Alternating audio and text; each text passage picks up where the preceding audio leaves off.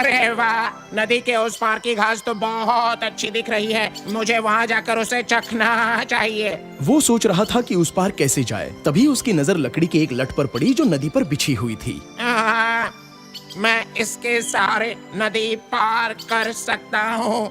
वो लट की ओर बढ़ने लगा। लट पर पैर रखने पर उसने देखा उसकी दूसरी छोर पर एक बकरी पहले से ही खड़ी है। पहले मुझे जाने दो। दूसरी बकरी ने कहा। पर क्यों?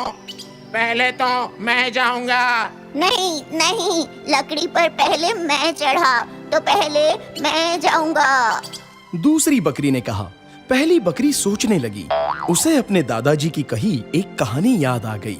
दो घमंडी बकरियां एक पुल पार करना चाहती थी, मगर एक दूसरे के लिए जगह नहीं बनाना चाहती थीं और आखिरकार लड़ने लग गई। फिर दोनों पुल से नीचे गिर गई और पानी में डूब गई। इसलिए पहली बकरी ने अक्लमंदी दिखाई।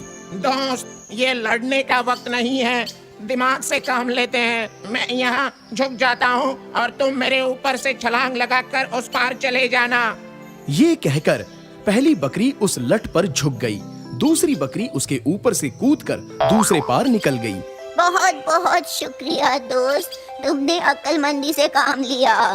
दूसरी बकरी ये कहकर चली गई। कोई भी काम करने से पहले